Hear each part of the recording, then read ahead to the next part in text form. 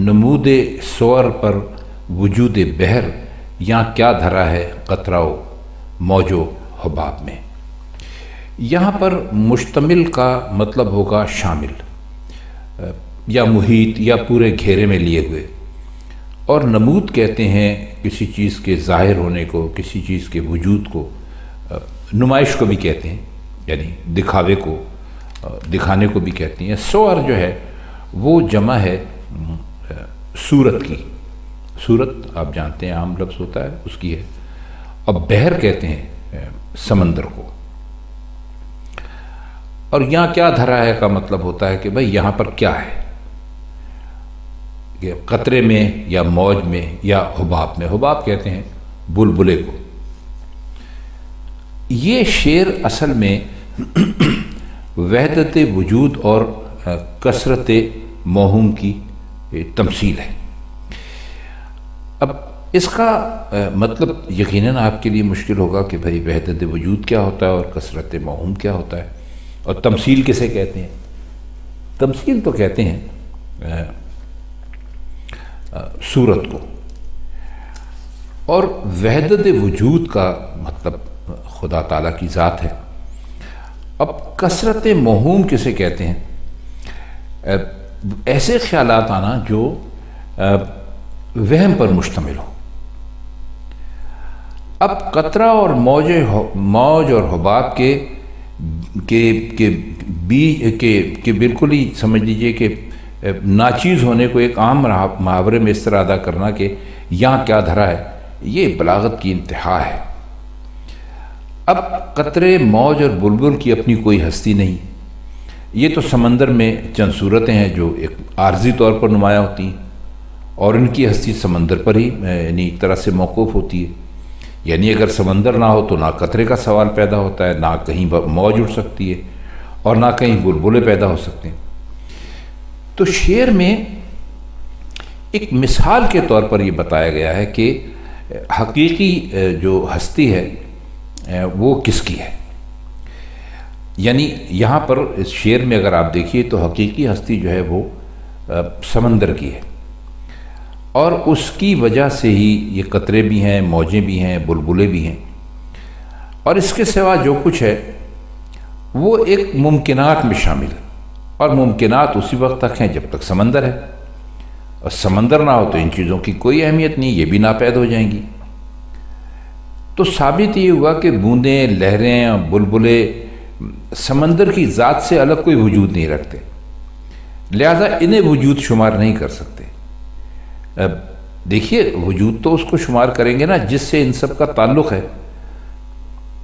تو اس کی ایک مثال یوں بھی سمجھ سکتے ہیں کہ زمین کے اندر جو چیزیں پیدا ہوتی ہیں آپ کے سامنے ہیں، درخت ہوتے ہیں، پودے ہوتے ہیں، فصلیں ہوتی ہیں، لیکن اصل میں زمین اصل شے ہے،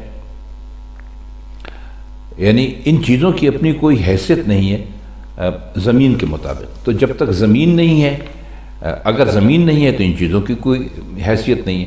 تو اگر اس شعر کو آپ حقیقی معنوں میں لے کر جائیں تو آپ کو یہ بات، یعنی اس شعر سے یہ بات ثابت ہوتی ہے کہ دنیا میں جو کچھ بھی دکھائی دے رہا ہے اس کا ایک سبب ہے، اس کی ایک وجہ ہے، اس کا اگر انگریزی میں کہہ لیجیے تو ایک سورس ہے، اور وہ ذات باری تعالیٰ ہے۔ یعنی اس کائنات میں جو بھی آپ کو کھیل دکھائی دے رہا ہے، اس میں جو کچھ بھی آپ کو سورج، چاند، ستارے، کہکشاں، مریخ اور اسی طرح زمین اور اس کی ساری پیداوار، اور سمندر اور اس کے قطرے اور اس کی موجیں اور اس کے بلبلے، جو کچھ بھی ہے تو وہ سارے کا سارا اسی ذات باری تعالیٰ سے ہے۔ تو انہوں نے یہاں پر آپ کو مثال دے دی کہ بھائی جیسے ایک سمندر ہوتا ہے، اور سمندر میں جو کچھ بھی پیدا ہوتا ہے، قطرے ہوتے ہیں یا موجیں ہوتی ہیں یا حباب ہوتے ہیں یعنی بلبلے، تو وہ سارے کا سارا سمندر کی وجہ سے ہوتا ہے، نہ کہ سمندر ان کی وجہ سے۔ شعر دیکھیے کہ شرم ایک ادائے ناز ہے، اپنے ہی سے سہی ہیں کتنے بے حجاب کے یوں حجاب میں۔ ہیں کتنے بے حجاب کے ہیں یوں حجاب میں۔ ادائے ناز کا مطلب یہ ہوتا ہے کہ حسن والوں کی کوئی ادا، اور بے حجاب کا مطلب ہوتا ہے بے پردہ، اور حجاب کا مطلب ہوتا ہے پردہ۔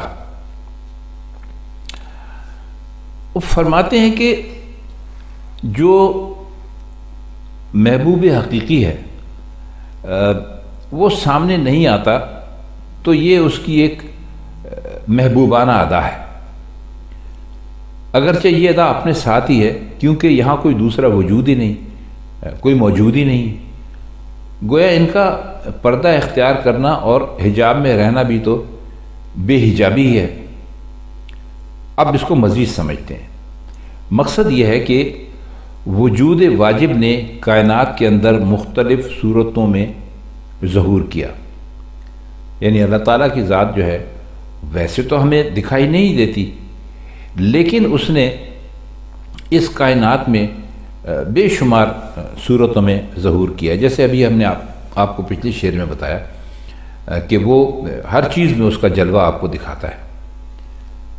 لیکن شرم اور حجاب کا یہ عالم ہے کہ اب تک کھل کر سامنے نہیں آتا، حالانکہ اس کا پردے میں رہنا اور حجاب کرنا بھی ادائے ناز کی حیثیت میں بے حجابی ہے۔ یعنی سمجھ رہے ہیں نا آپ، یعنی فرماتے وہ یہ ہیں کہ کھل کر سامنے نہیں آئے لیکن اپنی نشانیاں بتا دیں، تو سمجھنے والے جو تھے گو کہ انہوں نے نہیں کہا کہ ہم آپ کے سامنے آ رہے ہیں، وہ حجاب میں ہی ہیں، لیکن سمجھنے والے جو ہیں وہ سمجھ گئے کہ یہ حجاب نہیں ہے، بے حجابی، یعنی یہ پردہ نہیں ہے، بے پردہ ہے۔ بھائی جب آپ نے اپنی ذات کو تو لوگوں کو براہ راست نہیں دکھایا، لیکن اپنی بے شمار نشانیاں آپ نے اس ساری کائنات میں، جس میں ہماری زمین بھی شامل ہے، اس میں پیدا کر دیں، تو ایک طرح سے آپ کا پردہ نہیں رہا۔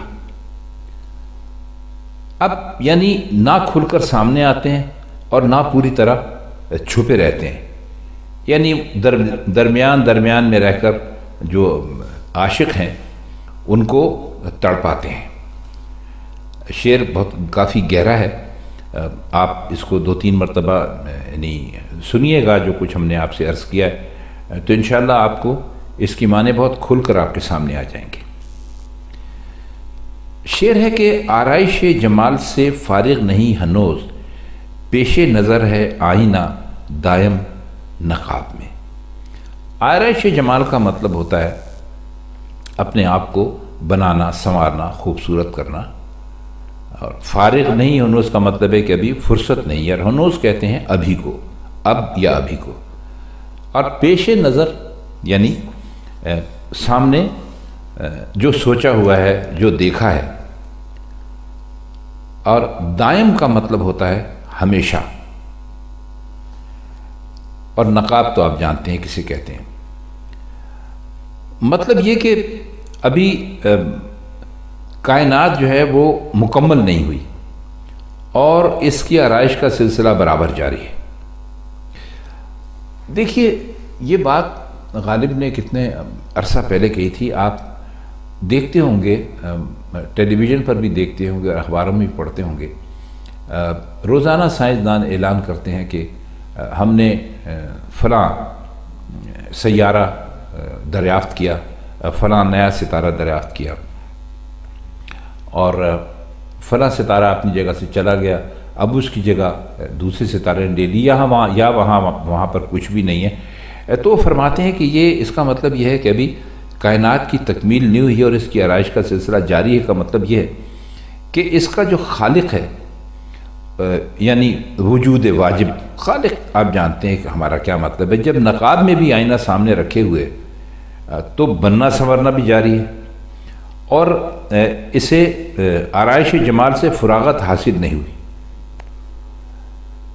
تو جیسے قرآن شریف میں فرمایا گیا کہ ہر روز وہ ایک شان میں ہے، یہ بھی اسی کی طرف اشارہ کر رہی ہے۔ تو بس یہ شعر اسی بات سے ہے کہ اللہ تعالیٰ اپنی جو اس کی کائنات ہے، اس میں جو بھی انسانوں کا ایک معمولی سا علم ہے، اس کے مطابق کہیں نہ کہیں اس میں تغیر ہوتے رہتے ہیں، تبدیلیاں ہوتی رہتی ہیں۔ تو اس کو انہوں نے کہا کہ بھائی یہ بالکل ایک ویسے ہے کہ حسین ہے، اور اس حسین جو ہے وہ ایک نقاب میں ہے، حجاب میں ہے، اس نے اپنا چہرہ چھپا رکھا ہے، لیکن اس چہرے کے اندر بھی، اس چھپی ہوئی حالت میں بھی وہ اپنے حسن کی آرائش کر رہا ہے، اپنا جو حسن ہے اس کو مزید خوبصورت بنا رہا ہے۔ آئیے اب اس کا اگلا شعر دیکھتے ہیں کہ ہے غیب غیب جس کو سمجھتے ہیں ہم شہود، ہیں خواب میں ہنوز جو جاگے ہیں خواب میں۔ کافی مشہور شعر ہے، کم از کم اس کا جو دوسرا مصرع ہے وہ آپ نے کئی جگہ پڑھا ہوگا، ہیں خواب میں ہنوز جو جاگے ہیں خواب میں۔ غیب غیب کا مطلب ہوتا ہے، اس سے مراد ایک ایسا مرتبہ یا ایک ایسا مقام ہے جہاں آپ کا عقل اور آپ کی سمجھ اور آپ کی نگاہ کچھ بھی نہیں پہنچ سکتی، اسے غیب غیب کہتے ہیں۔ اور یہ جو لفظ اس میں استعمال ہوا ہے ہنوز، ابھی ہم نے آپ کو ہنوز کے معنی ابھی آپ کو بتلائے ہیں کہ ہنوز کسے کہتے ہیں۔ ہنوز کہتے ہیں اب کو، اور ابھی کو بھی کہہ سکتے ہیں، فارسی کا لفظ ہے، مرزا نے اپنے کافی سارے اشعار میں اس کو استعمال کیا ہے۔ اور جو شہود ہے اس کا مطلب ہوتا ہے دیکھنا۔ ہم نے کل بھی آپ کو بتایا تھا کہ بہت سارے جو صوفیہ کرام ہوتے ہیں وہ اپنی عبادت اور ریاضت کی وجہ سے بعض ایسے یعنی اس پہ پہنچ جاتے ہیں درجے میں کہ انہیں دنیا میں جو کوئی بھی چیز ہوتی ہے وہ اس کے اندر خدا تعالیٰ کا جلوہ دیکھنے لگتے ہیں، تو انہیں کہتے ہیں شہود۔ اس کیفیت کو یا اس مقام پر پہنچ جانے کو شہود کہتے ہیں۔ تو فرماتے ہیں کہ اب اس جگہ پھر ہم آپ کو آپ کے لیے حوالہ دیں گے خواجہ حالی کا۔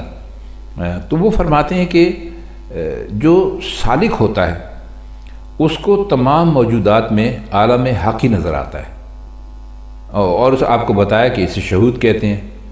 اور غیب الغیب سے مراد ہے اپنی یعنی جو ذات ہے اس کا ادراک ہو جانا، یعنی اس کے بارے میں پتہ چل جانا، لیکن جو عقل اور سمجھ اور آپ کے دیکھنے سے بہت دور ہے۔ وہ کہتے ہیں کہ ہم جس کو ہم شہود سمجھتے ہیں وہ در حقیقت غیب الغیب ہے، اور اس کو غلطی سے شہود سمجھنے میں ہماری مثال ایسی ہے جیسے کوئی خواب میں دیکھے کہ میں جاگتا ہوں، بس وہ اپنے آپ کو بیدار سمجھتا ہے، جاگا وہ سمجھتا ہے، مگر حقیقت میں وہ ابھی تک خواب ہی میں ہے۔ یہ مثال بالکل نئی ہے اور اس سے بہتر اس مضمون کے لیے نہیں ہو سکتی۔ مطلب یہ کہ ذات حقیقتاً غیب الغیب ہے، یعنی غیب کے اندر غیب ہے، لیکن ہم اسے مشہود سمجھے ہوئے ہیں، یعنی یہ قرار دیے بیٹھے ہیں کہ اس نے ظہور اختیار کیا۔ ہماری مثال ایسی ہے، گویا ایک شخص سویا ہوا ہے اور خواب دیکھے کہ میں جاگ گیا ہوں، تو ظاہر ہے کہ محض جاگنے کا خواب دیکھنے سے تو اسے ہم بیدار یا جاگا وہ نہیں سمجھ سکتے، ایسا سمجھنا سراسر دھوکہ ہوگا۔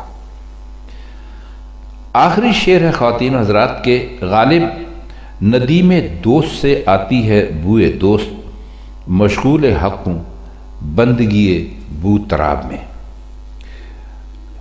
ندیم کہتے ہیں آپ کے دوست کو، ساتھی کو، ہمدم کو، چارہ ساز کو، رفیق کو، ہم نشین کو، کچھ بھی کہہ لیجئے۔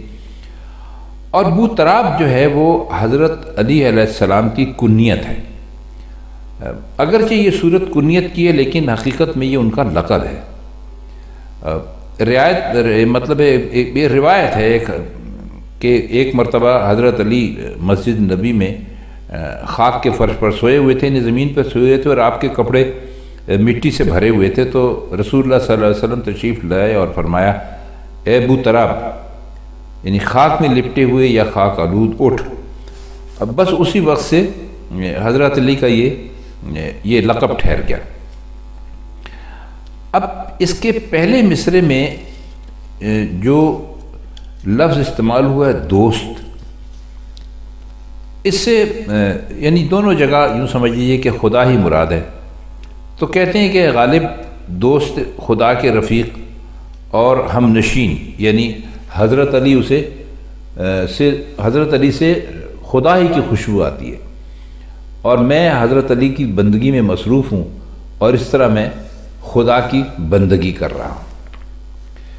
تو خواتین حضرات، یہ کچھ بقیہ حصہ تھا اس غزل کا جو کل ادھوری رہ گئی تھی۔ تو اگر آپ ان دونوں ویڈیوز کو ملا کر سنیں گے تو ہمیں امید ہے کہ یہ غزل اچھی طرح آپ کی سمجھ میں آ جائے گی۔ تو آج کے لیے اتنا ہی، اور پھر انشاءاللہ آپ سے غالب کی کسی اور غزل کے ساتھ کسی اور محفل میں ملاقات ہوتی ہے۔ تب تک کے لیے ہمیں دیجیے اجازت۔ خدا حافظ۔